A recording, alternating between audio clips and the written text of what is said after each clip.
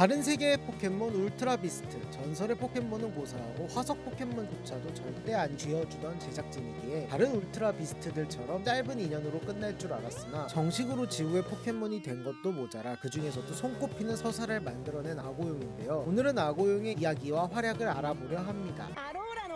아고용 지금부터 알아봅시다.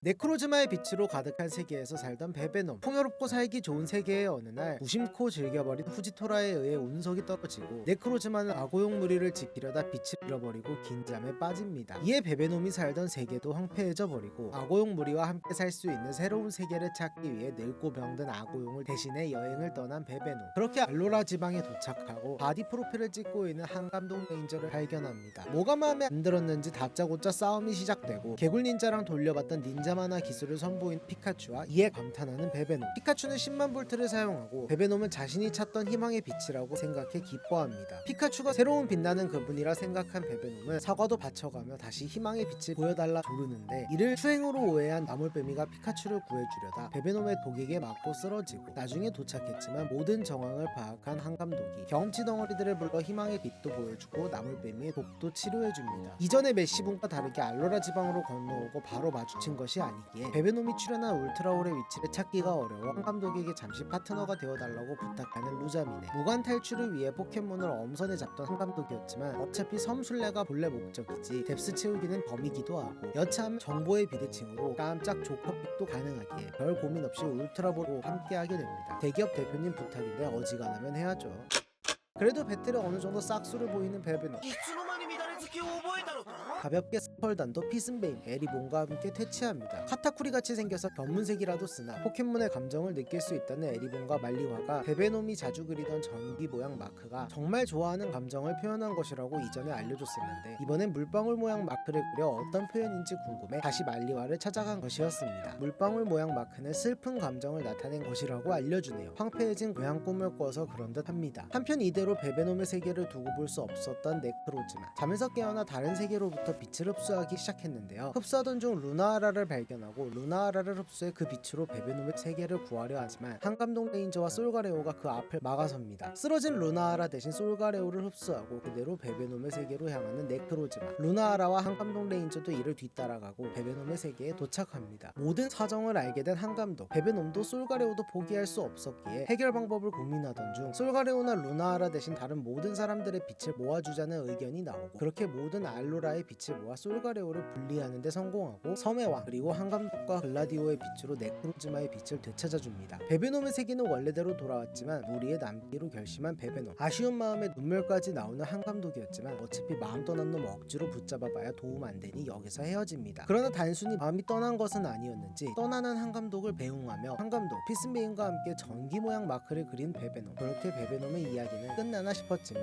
한감독이 무관 탈출을 하자마자 갑작스럽게 알로라 지방에 나타난 악시킹 무리. 한감독의 무관 탈출을 인정하지 못하는 악질 팬덤인 걸까요? 불만을 표출하고 싶은 건지 경기장을 부수기 시작하고 이에 한감독은 마스크를 쓴 쿠버즈와 함께 한 마리를 담당하게 됩니다. 악드래곤 타입이기에 딱히 전기 타입의 약점은 아니지만 이전 카푸꼬꼬꼬, 제라오라, 피카츄와 함께 제압했던 한감독의 기억이 유일한 정보라 전기 타입이 약점인 줄 알고 전기 기술을 찾는 쿠버즈. 그 와중 울트라올이 다치는 참사가 일어나지만 울트라올을 다시 열어제끼며 이전의 베베놈이 진화한 아고용이 등장하고 좋아하던 희망의 빛 10만 볼트도 직접 배워와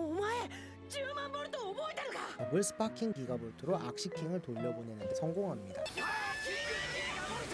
한감독의 소원대로 우승 엔트리의 일원이 되기 위해 무리에 남아 강해진 아고용. 아무래도 자신의 정보가 부족한 한감독의 세계보다는 자신의 세계에서 수련하는 것이 더 강해질 수 있다고 판단했나 봅니다. 아쉽게도 한감독은 이미 유관이지만 후버지와의 이벤트 매치가 남아있었기에 여기에 참가. 방철 타입에게 오물폭탄을 지시하는 저 새끼가 리그 우승자가 맞나 싶은 전략을 보여주기도 하지만 시저크로스의 영거리 용액파동까지 사용해